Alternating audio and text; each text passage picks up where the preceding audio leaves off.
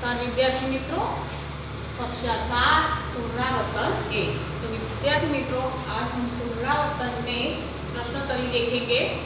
तो हमारा पहला प्रश्न है, मनुष्य क्या क्या कर सकता है। कि मनुष्य शू करी सके छे एना विषे आपणे वात करवानी छे विद्यार्थी मित्रों। तो मनुष्य आपणे जे काव्यमां समझ्या था कि मनुष्य पहाड़ों को फोड़ सकता है, वह नदियों के बहाव को मोड़ सकता है, वह मिट्टी से अमृत निचोड़ सकता है, वह धरती और आकाश को एक कर सकता है, बराबर। तो इस तरह वह असंभव लगने वाले भी काम कर सकता है। मनुष्य धारे ये करी सके छे, पहाड़ों पहाड़ो फोड़ी सके छे, बराबर। तमे देखो कि अत्यार दरेक जे पहाड़ छे तो पहाड़ों मार्ग बनाई दीधा छे, बराबर। तो एने जे नदीओ छे तो नदीओ पर पुल बांधीने एना वरांको बदली काढ्या छे।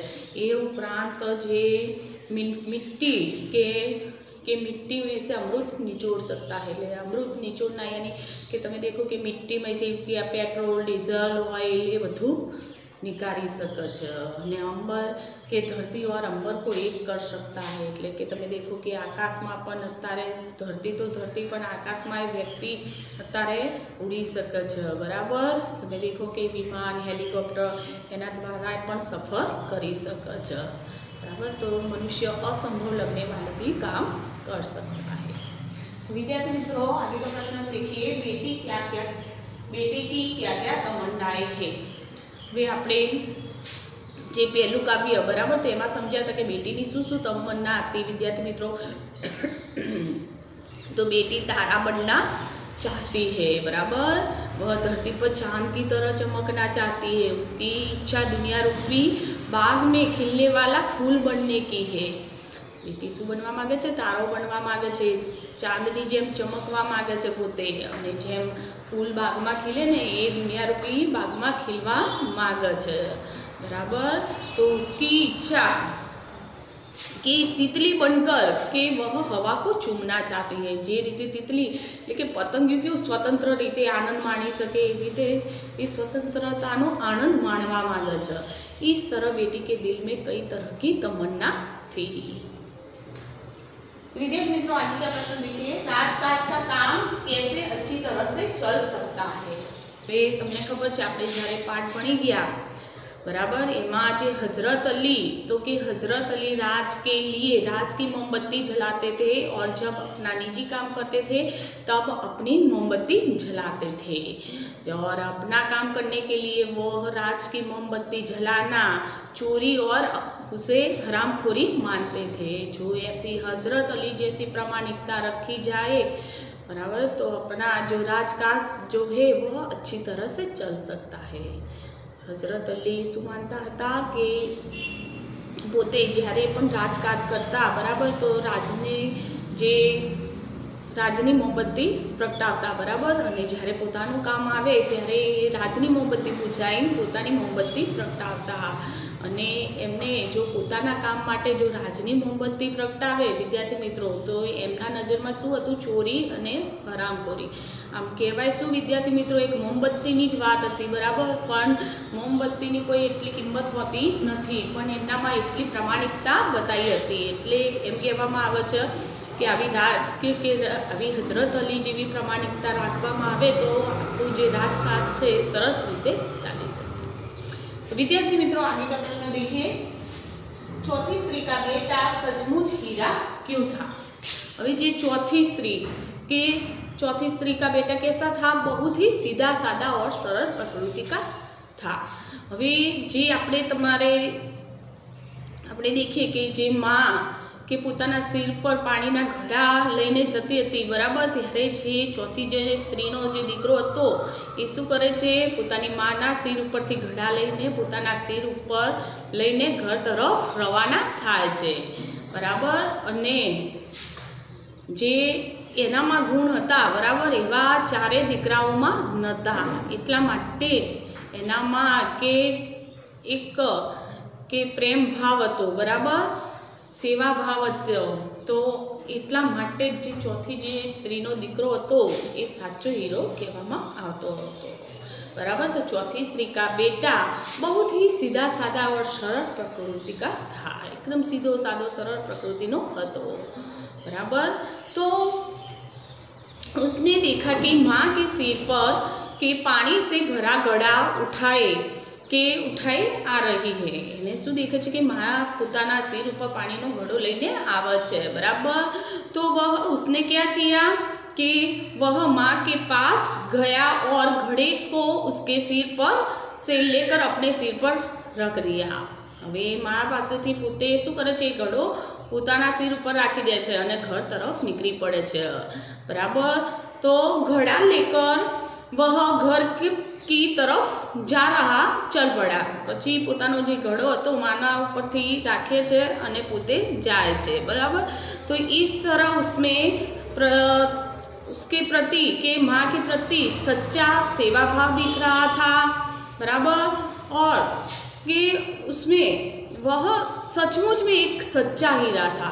એનામાં આપણે એ જે ચોથી જે સ્ત્રીનો જે દીકરો હતો એનામાં સેવા ભાવ, પ્રેમ, બરાબર, એ દેખાતું હતું। એટલા માટે જ એ કેવો હતો, સાચો હીરો હતો, બરાબર। જ્યારે પેલા જે ત્રણ જે સ્ત્રીના જે દીકરા હતા એ બધામાં પારંગત હતા પોતપોતાની રીતે, બરાબર। પણ એનામાં ચોથી જે સ્ત્રીમાં જે દીકરામાં ગુણ હતા એવા હતા નહીં, એટલા માટે જે ચોથી જે સ્ત્રીનો જે દીકરો છે એ સાચો હીરો કહેવામાં આવ્યો। आगे के प्रश्न देखिए।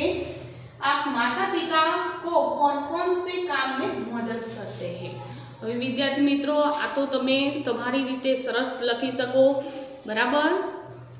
तो मैं माँ के कहने से बाजार से चीज़ें खरीद लाता हूँ, बराबर। माँ તમને કહે, મમ્મી કહે એટલે તમે બજારથી વસ્તુ લઈ આવો ને, બરાબર। હવે એ વસ્તુમાં શું શું હોય, તો સબ્જી હોય, દવા હોય, ફળ હોય, बराबर। तो अन्य वस्तुएं ले आता हूँ। फिर कि मैं घर की साफ सफाई में भी मदद करता हूँ। माँ की घर की साफ सफाई में पण मदद करे सको विद्यार्थी मित्रों, बराबर। मैं पिताजी के कहने पर डाक के लिखे हुए पत्र डाक खाने की पत्र पेटी में डाल आता हूँ, बराबर। तमे पिताजी के बेटा के आटलो पत्र नाख्या जे डाक खाना में, तो तमे नाख्या हो विद्यार्थी मित्रों, बराबर। तो धोबी के यहाँ से मैं उनके कपड़े भी ले आता हूँ। कपड़ा धोबीना त्यां आपेला होय तो कपड़ा पण हूँ के ले आऊँ छूँ। तो उनके कहने के अनुसार कि मैं खाने पीने की चीज़ें भी ले आता हूँ। कोई खावानी वस्तु लावानी हो तो अपन क्यों लेता हूँ। तो इस प्रकार मैं घर में अनेक कामों में अपने माता पिता की मदद करता हूँ। કેટલાય કામોમાં હું આ રીતે મદદ કરું છું કે। तो आगे का प्रश्न देखिए। डॉक्टर कलाम ने इस ईमेल से हमें क्या सीख दी है? वे जे આપણે કે ડોક્ટર કલામ तो अपने जे ईमेल હતો, बराबर, आपने ईमेल वाँच्यो હતો, तो ईमेल द्वारा शू सीख आपे छे, तो कि डॉक्टर कलाम कहते हैं कि हम सरकार चुनने के लिए के मतदान करने के लिए जाते हैं। अब આપણે જ્યારે સરકાર ચૂનવા માટે જઈએ ને એટલે मतदान करिए, बराबर। तो हम ऐसा ना सोचे कि अब हमारी सारी जिम्मेदारी चुनी हुई सरकार ही उठाएगी, बराबर। હવે પછી આપણે मतदान करवा જઈએ એટલે આપણે એવું નથી વિચારવાનું કે બધું જ હવે સરકાર જ કામ કરશે।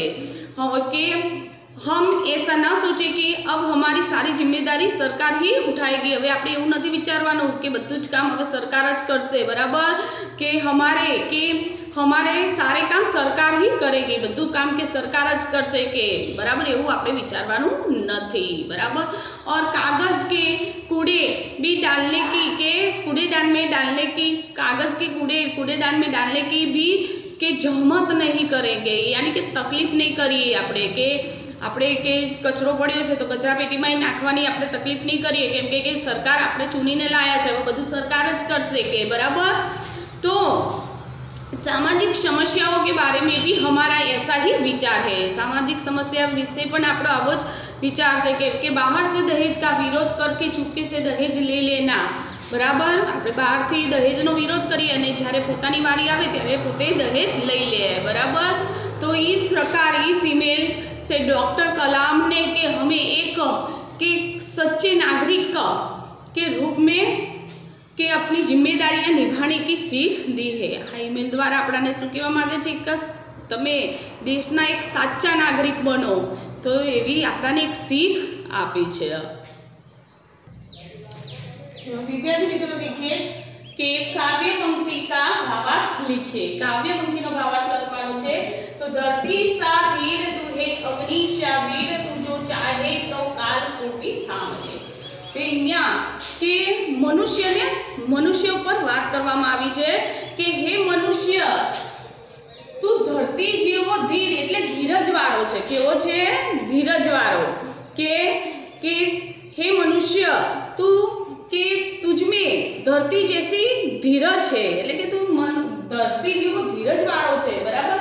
અગ્નિ શા વીર તું અગ્નિ જેવો કેવો છે? વીર। અગ્નિ તમે દેખો તો ગમે તે વ્યક્તિ હોય बराबर तुझ में अग्नि जैसी शक्ति है। अग्नि जेवी शक्ति है बराबर। अग्नि जेવો તું વીર છે એમ કહેવા માંગે છે કે ધરતી જેવો તું ધીરજવાળો છે અને અગ્નિ જેવો તું વીર છે બરાબર।